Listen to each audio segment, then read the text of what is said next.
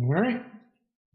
So I'll call to order the September 19th, 2022 Caroline County Broadband Advisory Committee meeting. The agenda should have been mailed out earlier today. David has it up on his screen right now. Has anybody had any amendments to the agenda at this point? I do, Jason. I received an email earlier today from one of the members that trying to pull that up now. That's no longer able to serve on this committee. Give me just a minute. I'll pull that up. Well, we can just add that to the new business. We can just say, yeah. I received an email from Donnie Powell, and so add that to new business, and I'll share the email when we get to that point. Okay. And you have the district and everything, because we'll need to send that back to the Board of Supervisors. I believe so. Okay. It's like right in the corner of two districts, but we can figure it out. Okay, that'll work. Anybody else have any amendments to the agenda? Not me. I think I'm good at this point. I don't have any. Okay. So we'll go ahead and roll forward with it, with the agenda as is, with the one amendment, which is around the member, Donnie Powell. We will move into the reports, and we'll stick with our original vote early on this year about dispensing reading of the amendment, the meeting minutes. They're available by watching the YouTube presentation for last month. So, and actually, David, I believe it should say dispense of reading of the August minutes, because we're in September. It's hard to believe. There you go. Another month gone just by typing that. Yeah. All right. So we'll go into old business. David, do you want to give us an update on the railroad crossings? So earlier today, I sent an email to Joey Schiebel, who's handling the permitting process through CSX, and did not receive any updates back. So the last update that we have is that it is in final review with the with CSX, and so for that reason it may take a while, but hopefully we'll get something back in time to go ahead and start construction in order to prevent any kind of delays should we be successful in 2023. Other than that, no further updates at this point, and I will continue to reach out to Mr. Schiebel and see, if he has any updates for next month's meeting. And is it true when I was looking over the VATI grants that we actually leveraged the railroad crossing inside of our VATI grant? Yes, we did. That's part of the leverage that we provided. So, okay.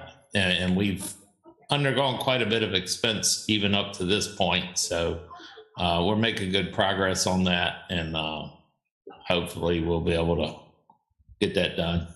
Okay, perfect.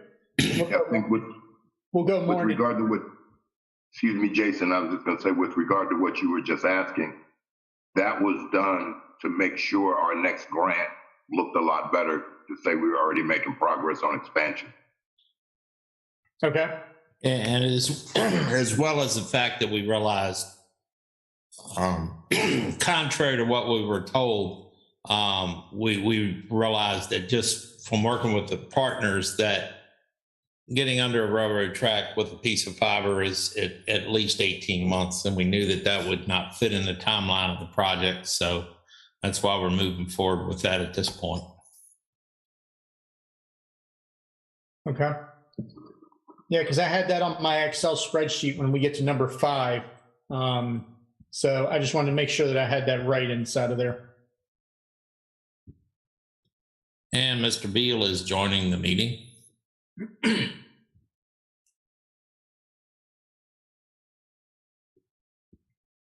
All right. Do you want to go ahead and jump down into the updates on the 2021 grant?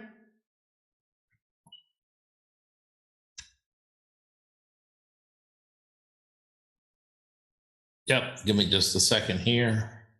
All right, so VATI 2021, when we met last month, we were short some pedestals and manholes, mostly in the Port Tobacco Bay area. As of about 2 weeks ago, a bunch showed up. I rode this area last Thursday, and there are very few that are not in place now in Port Tobacco. So everything is moving forward. Remember that the Port Tobacco Route 17 expansion uses a different piece of Calyx equipment, which is in place in King George and being tested. So as of right now, we're still on schedule to complete by end of January 2023. Hopefully it'll be ahead of that. The one holdup that we're seeing, there is a shortage of the Calyx E32 units, that we have multiple of those units in place in Project Area 2 and Project Area 3.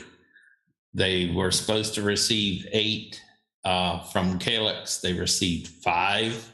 And because of the timelines, those units are being put out across the 4-county project according to timeline. So we are short some Calyx units for project areas 2 and 3, which is Balti and Panola. The 5 did arrive ahead of when they were projected to come in, but the problem was it was supposed to have been 8 and was only 5. So we really don't know what to think right now. We're waiting till probably another week or 2 to see if we have any kind of updates on those E32 units, and make a determination as to whether we have to ask DHCD for an extension based on not receiving those units. Now, that being said, with the manholes and the pedestals in place across most of the area, they are moving forward with pulling fiber. When I was riding the project area, they were actively pulling fiber north of Port Royal on Route 17, as well as pulling fiber to the south. So the manholes and the pedestals were probably more of a holdup, because they can go ahead and pull the fiber in place, do the splicing, get everything ready to go, and then put the Calyx units in. They're not waiting on those units to, construct. So they are actively moving forward, trying their best to keep it within that timeline of end of January for completion. Just keep in mind that completion means the mainline construction is complete and the delivery is in place, and they're able to test at multiple points throughout the system. So that's the goal, to have all that done by end of January. Of course, if you call BreezeLine and sign up, that is not really part of the project timeline as much as just getting everything in place. So when you do call and place the order, they have the plant is built to connect to. So they're still working as hard as they can and doing everything possible to make that completion of the entire project, both 1 Port Royal, 2 Balti, and 3 Panola, by end of January. And if there's any change in that, we'll update at the next meeting.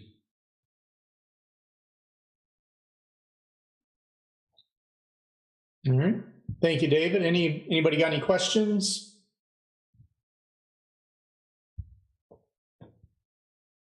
All right. I know I've talked to several people that are inside of that the area that's getting it rolled out to, and they're very excited to see the construction underway. So, Jason, I would say kind of dealing with 2021 as well as 2023, just as a committee, we need to be real careful to make sure, especially when we're discussing 2023, that we're not putting any timelines because 2023 is totally at this point dependent on approval of the grant.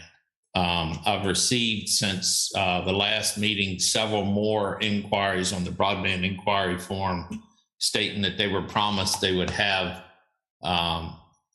broadband by last year.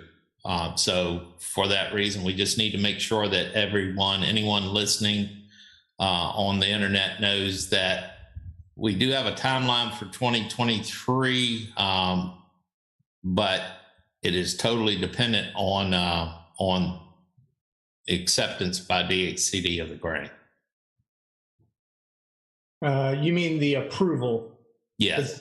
They've already accepted the grant at this point because we've already submitted that. But once they award the grant, if we get it.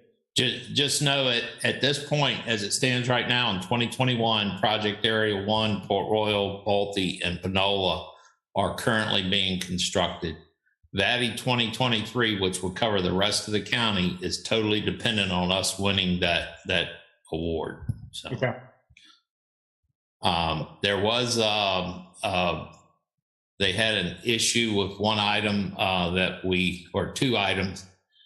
With the application with the Verizon partnership, because of the way it was submitted, we had to put blank placeholders in place on the application. That was addressed and corrected and accepted by DHCD. So that application is in their hands now, and we're just waiting. It's the waiting game. Okay. And we'll go more into that here in a few when we get to number 4, because we got a couple of things to discuss around that. So, any more questions or comments on the VATI 2021? All right. If not, I'll jump down to number 3, which is my monthly Starlink update. Since our last conversation, Starlink has launched an additional 5 groups of satellites up into space. The most recent one was last night.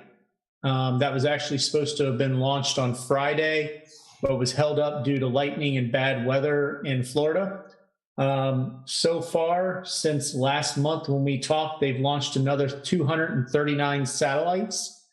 Right now, they have active, as of this morning, 3,033 satellites and over 500,000 active customers, according to the website that I watch to get this data. I have been utilizing this for work, both VPN work and actually VDI, which is our internet that we use for one of the jobs that I work at. They both tend to work very well over Starlink. I do occasionally, once in a blue moon, do have a drop during the WebEx calls and things like that we utilize. But as far as, being able to stream television at night using a provider's streaming service, I do not have any problems with that. I don't have any problems with the quality. It doesn't switch and drop down to a lower quality. And I don't have an average of how much data I'm using, but I know based on removing satellite television out of my house and having 3 TVs streaming, 2 of them a lot of times at the same time. Neither one of us have any issues with the TVs, so it is holding up well. It is not, we have had dropouts. Now, recently we haven't because we haven't had rain. But during thunderstorms, things of that nature, we will have dropouts in coverage. So in no way is this a final solution to Caroline County's broadband issue. But it is definitely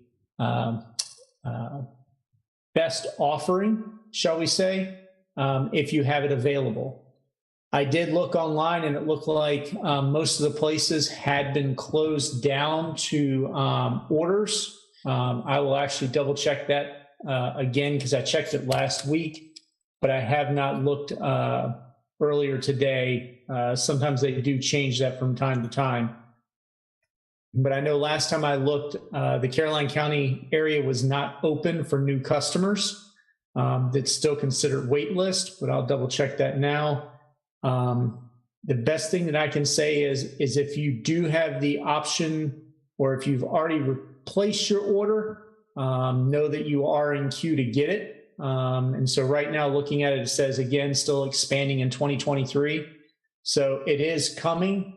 It's a very, very slow process that they're pushing them out. They're trying not to over congest certain areas, and so they're being very limited on how many they activate per cell. So is there any questions anybody has on it, on Starlink at this point? Jason. Go ahead. I'm sorry.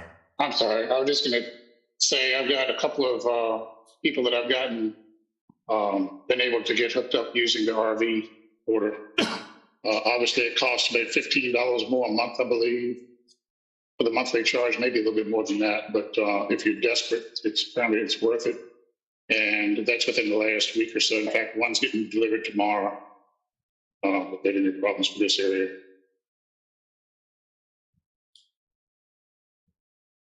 The only thing I would add to that is, if you decide to look at the RV method, make sure you are going to have to use a different email address if you have a reservation in for the first group.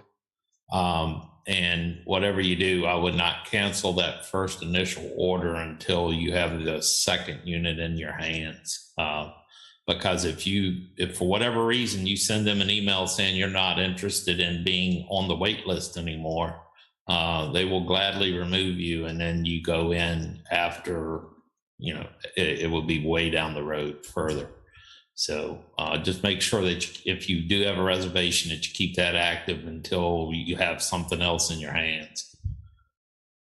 Yeah, and it'll be interesting, Mr. Beal, if you could keep us up to date on that, because I've been hearing reports on several of the websites that I'm on with people with the RV program that after a couple months, they get messages from Starlink that they are going to be throttled if their satellite or your cell is currently congested, that you're deprioritized after you use a certain amount of data. So it'd be interesting to see what people that have signed up on the RV program, what their thoughts are after utilizing it for a little while. Yeah, and if you go on the Starlink website, it does show like the majority of the state is available at a limited bandwidth, and so I think it's pretty much they may expect to see probably what you're seeing, Jason, with it just occasionally dropping out until the rest of the satellites are up in place and they're able to deliver the full bandwidth to this area. It's kind of what I'm thinking. Yeah, for the ones that I know that have utilized the RV setup, obviously the equipment all is exactly the same. It's no different than what they ship for, residential and everything else. Right. But even at throttle bandwidth, they're probably a whole lot better off than nothing. Exactly. And the ones that the two people I know that need it have had to have it for work and so forth. They just had no other option, but so far it's worked extremely well. Nice. Cool. Anything else on Starlink?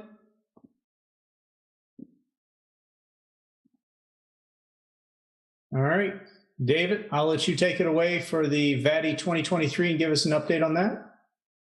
So we've kind of touched base on it already, but the VATI 2023 application has now been in, I guess, almost a month. When we first applied, they did have a question. We addressed that. They accepted our answer. It was simply the way because the partners that we have needed to submit confidential quotes, vendor quotes, which included, negotiated prices on equipment as well as labor.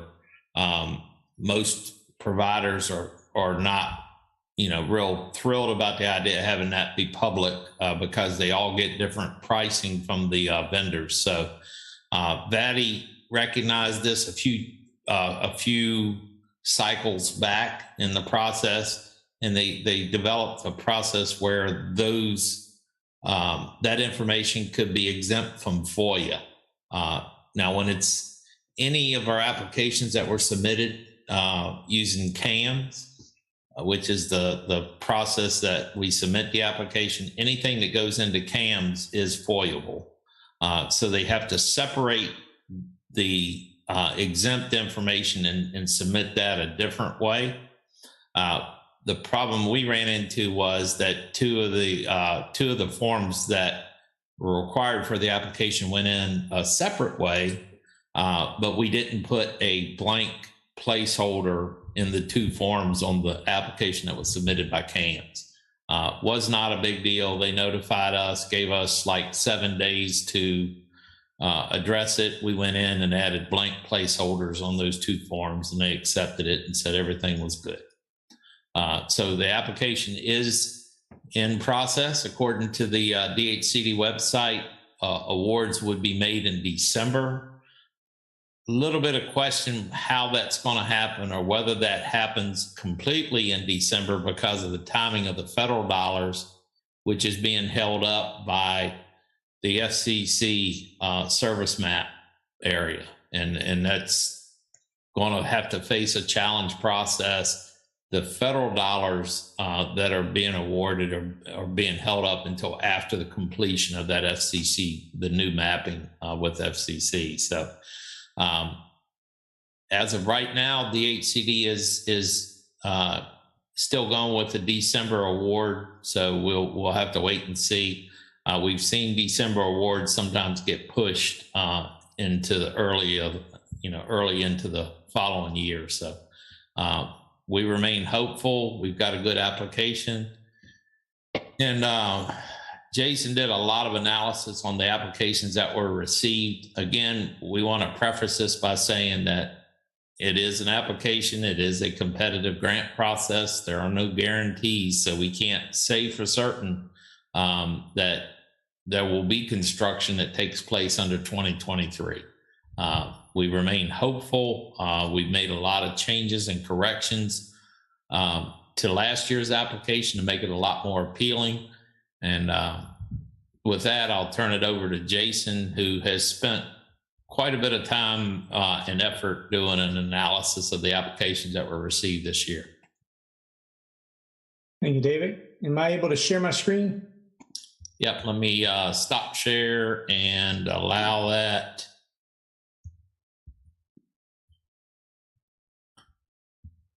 Yep, you should be able to share now, sir. All right. Desktop number 2. All right, so let me know when you guys have, you can see an Excel spreadsheet up on your screen. Yep, I can see it here. All right, so. Well, it's on the screen, but it's really small. All right, let me make it a little bit bigger.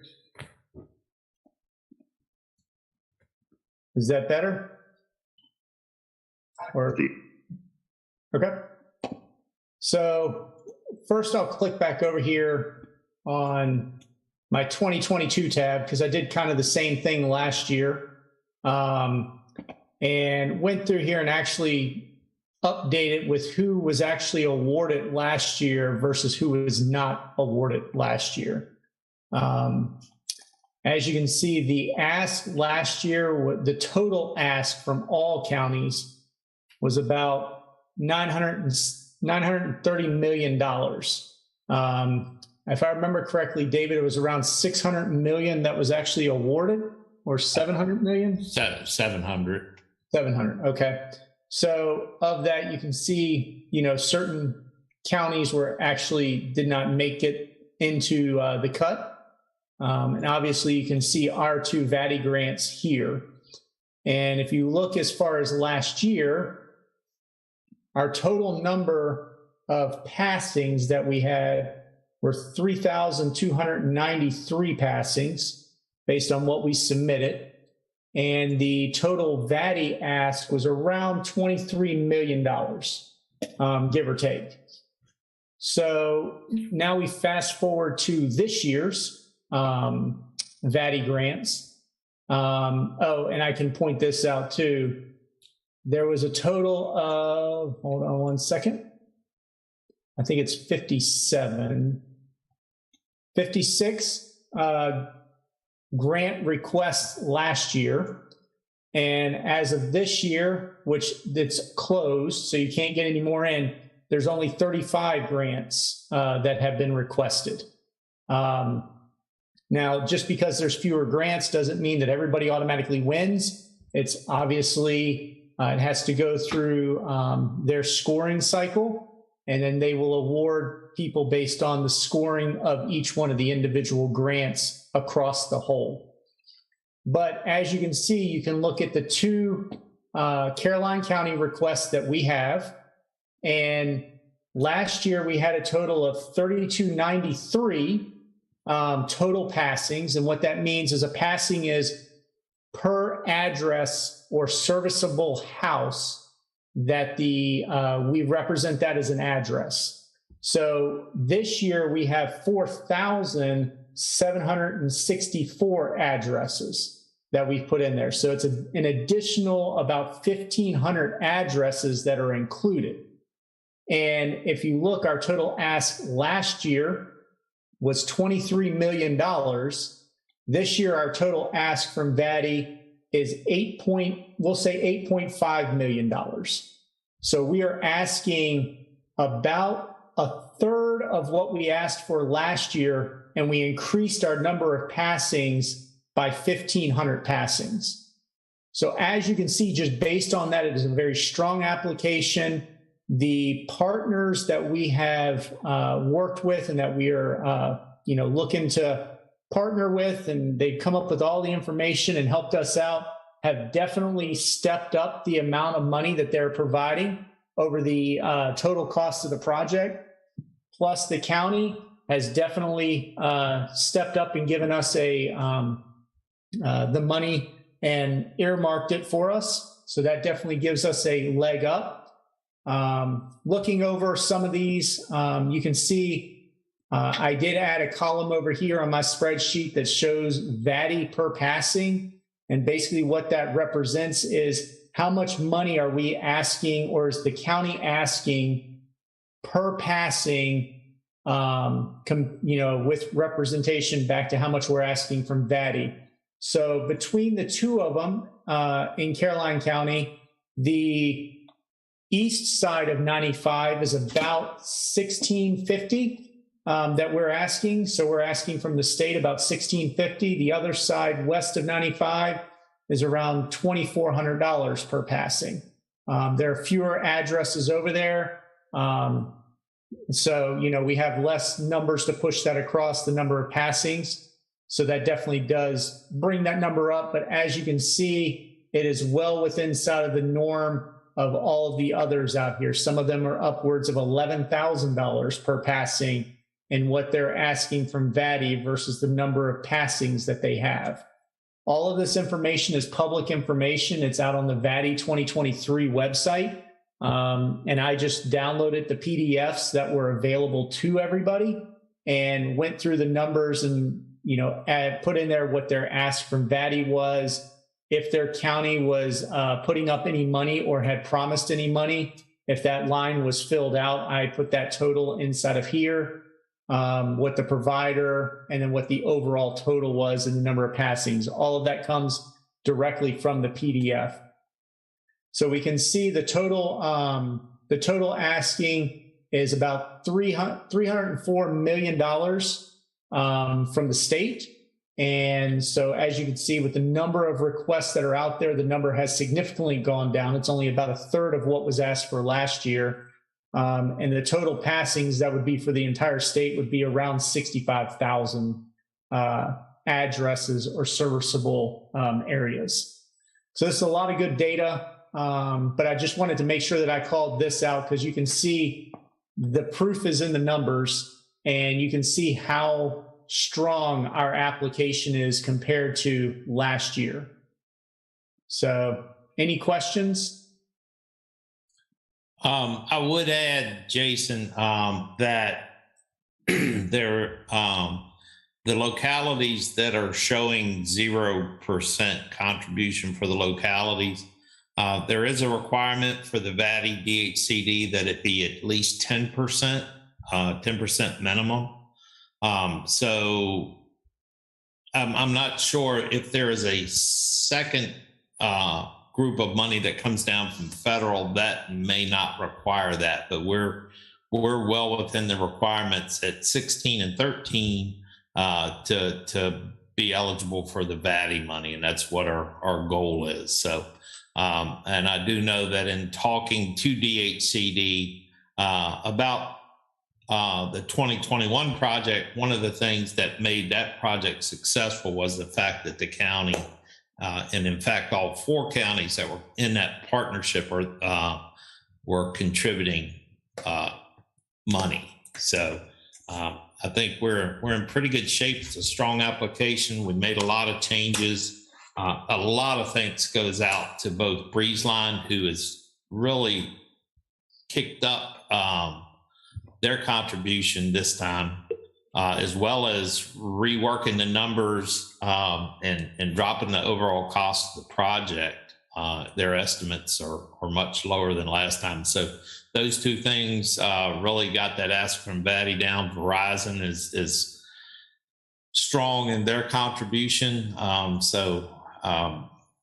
think we've done a lot of hard work over the last, I guess, 8-9 months now since we started with the RFP, and a lot of thanks goes to the hard work of the members on this committee that worked through that process. And Jason Barlow and Jason Jacobus and myself spent a lot of time evaluating those RFPs to find a good partner.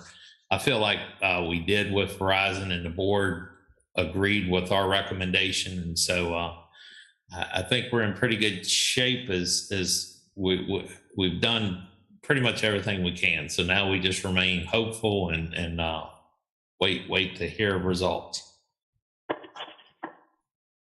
Hey, David. Yes, sir. Any idea when the RDOF part of this whole project kicks off? The initial plan that was submitted last year as well as this year would make the RDOF area phase 3. But because we're a year later and the RDOF money is, they have a certain number of years to reach a percentage. I'm being told that all 3 areas will probably begin simultaneous. The only thing that might change is the timeline for completion of those areas. But the last, the recommendation that we have from Breezeline, since they are the partner, their engineering has determined that the RDOF would be phase 3. But the project manager says he disagrees with that. So they're probably still trying to work that out. Okay, so we don't really know what the timeline is. Correct. There's the actual walkout and final engineering will not take place until the award. If we get the award, then at that point, they'll do a lot more engineering and probably give us a better idea. But what we've seen in the 4 projects, and so a lot of what we know about how this is going to work is based on 2021. And so even though one county may have an earlier timeline, there was construction that started across all 4 counties at the same time. Okay. So that's kind of all we know at this point, Mr. Seeley. Again, that the timeline and the construction will take place based on what supply, they have to actually supply the internet into the areas. That's kind of why the initial thought is that Dawn would be 1, Woodford 2, and RDOF 3, just based on, they can't build it ahead of what they're using to supply it.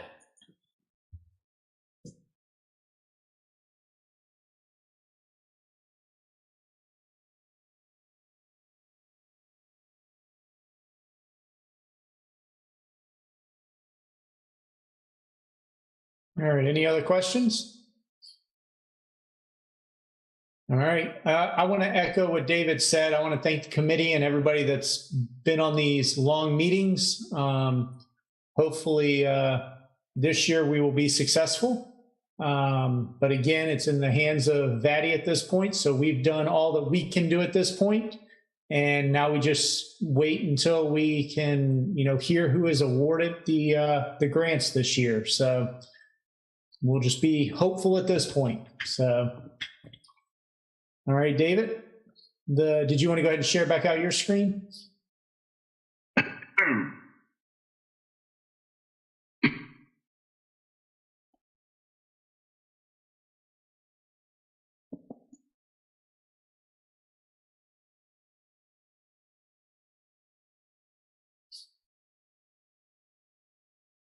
David, are you there?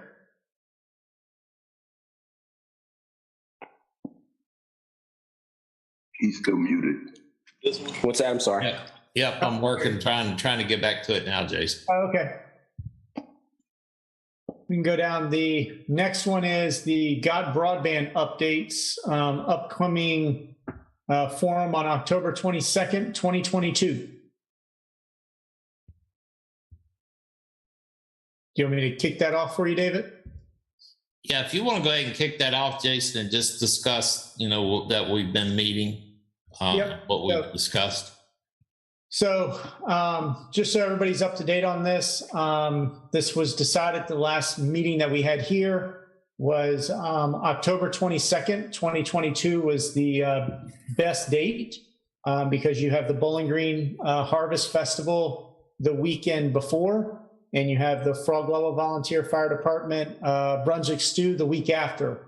So this kind of worked out good to where it was right in between both of them. What we are going to be doing in this meeting is basically having it's going to be an informational update of where we are with the VADI 2021 grant and the progress on that. There should be like a brief 5-minute or so informational on that.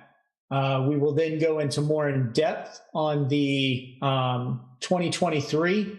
At this point, unfortunately, we will not know who won the grant, but we will give an update on items inside of the grant.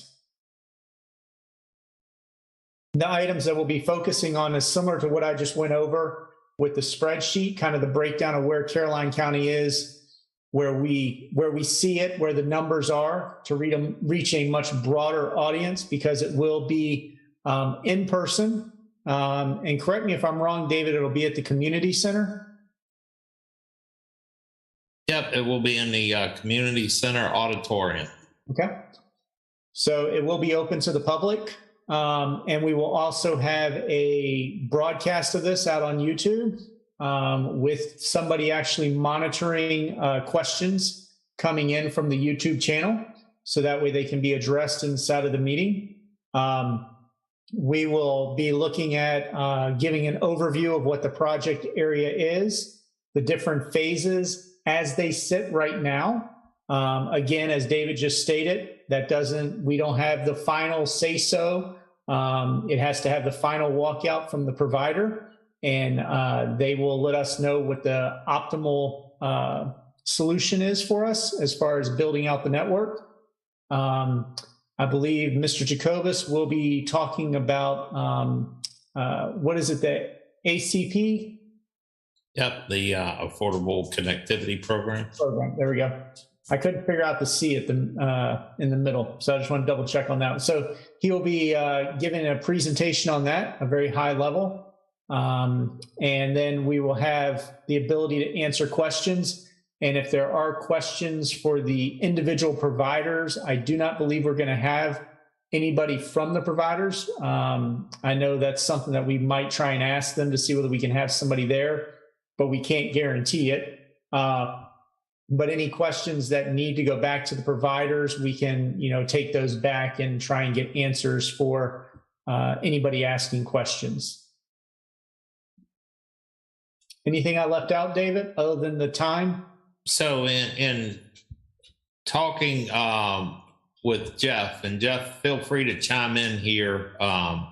Jeff will be working our live stream on YouTube Live, as well as we're going to simultaneously stream it on Facebook Live, so that we have the best effort to try to reach both audiences, or as many audiences that have internet available on their phones as possible.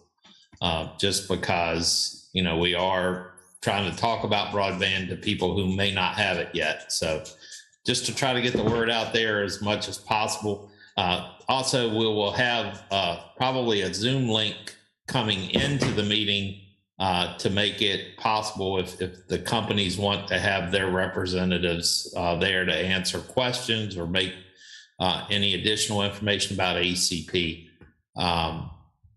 Verizon is, the partner for the west side of the county. However, their coverage of the county right now is extremely limited. So they're kind of hesitant to talk a lot about ACP at this point because it would add confusion.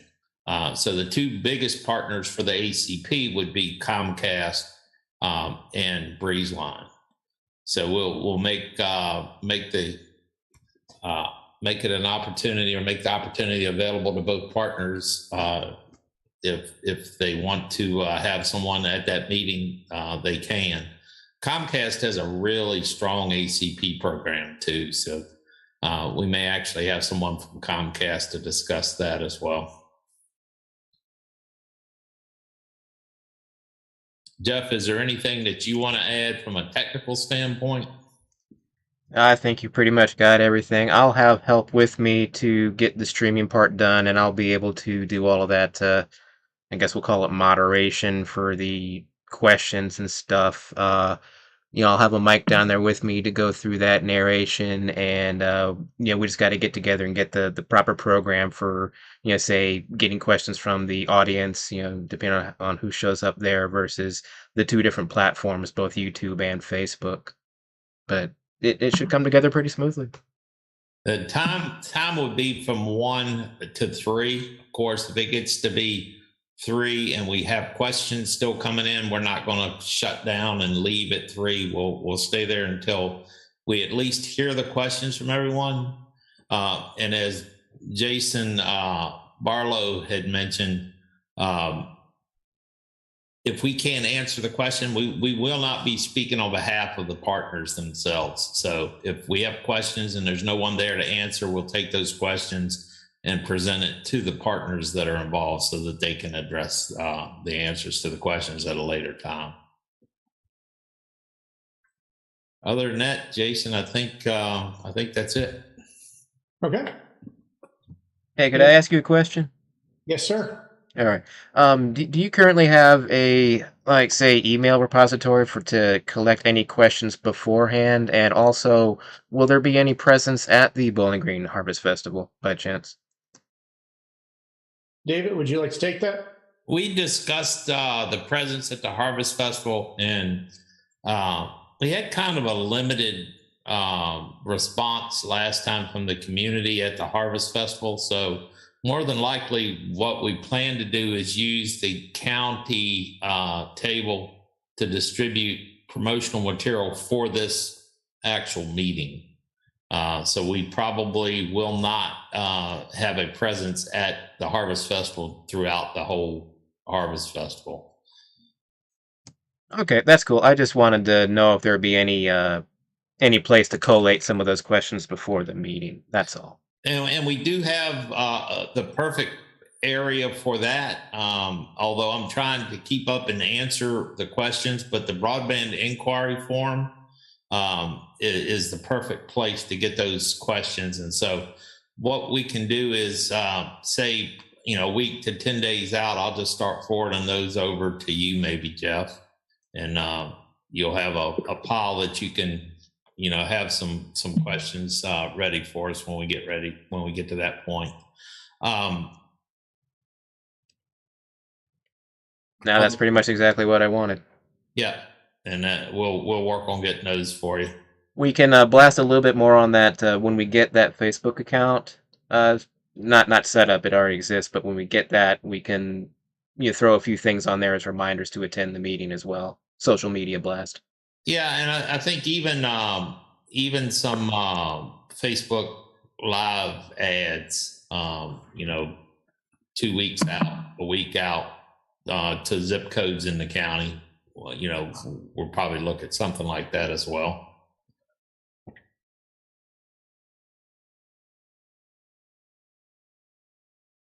Okay. Anything else? All right. If nothing else, we'll move over to new business. David, you had the one email from Donnie Powell.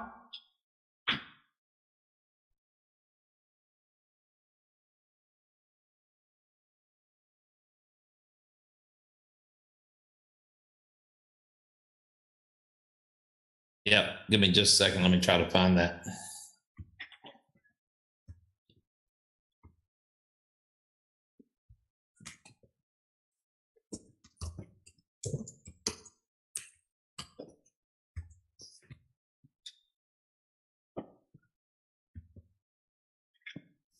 All right, so rather than share the email, I'll read through it. And Donnie's works in IT and has been extremely busy throughout COVID as well. So, and I can understand his concern, but and throughout the time we've talked several times, and he was hoping that things would work out, that he could hang in there, but. According to the email, unfortunately, as time has gone by, he's gotten busier and busier with work and the kids, and hasn't been able to return or attend the meetings. His schedule has gotten busier, and it does not appear that it'll loosen up anytime soon. So he offered his resignation to the committee effective immediately, and apologized to the committee that he couldn't be more helpful in the committee's purpose. So we'll need to pass that information along to the Board of Supervisors, since I guess technically Mr. Seeley and Mr. Thomas, I guess technically the members are appointed by the board, so they would have to figure out what direction they wanted to go in. Is that correct? We have been doing that just to make sure there was representation from all over the county. So if you recall what district or area he was representing, we'll make an appointment that's from that same area. Yeah, I'll check. I'll do a little checking into it, because he's right on the corner of some of the area that was moved from Madison to Port Royal. Oh. So I'll have to check to see where he actually landed after redistricting. Yeah, I My forgot guess about. is probably Madison West is my guess. Yeah, and that's one of the ones where we would like to make sure everybody's represented. I guess that's the same if you're somewhere near Route 1 and 639, you can still represent Madison even though you might be in a different district. So we'll find out, and then we'll make sure we get somebody from that area. Okay. We do have a representative for Port Royal. He's not here tonight, but usually is, and we also have one from Madison. So, but the board would have to decide what direction they wanted to go in. The good thing is that Mr. Powell was in an area that is currently unserved. It's good to have representation. It made it difficult for him to be able to get into the meetings sometimes because of the lack of broadband. But we'll make a note, and I'll work with Mr. Parton to see how he wants to move forward with addressing that with the board. Yeah, you said, look, well, real quick, you said we have Port Royal, Mr. Beal is Bowling Green, Jason Jacobus is Matt. Yeah. Jason Barlow is Reedy Church. So we would need Western Caroline and Madison. And I think somebody else, and then we got somebody from school. Okay. Yep, and we have Madison covered. Mr. Forehand had nominated a representative from that lives in Ladysmith Village, so we have that covered, which leaves Western Caroline, and we have a representative from Western Caroline, but you know, we need to just look at it, make sure we have everything covered. I'll try to get a summary together for Mr. Parton and the board, just to bring the status of our membership up.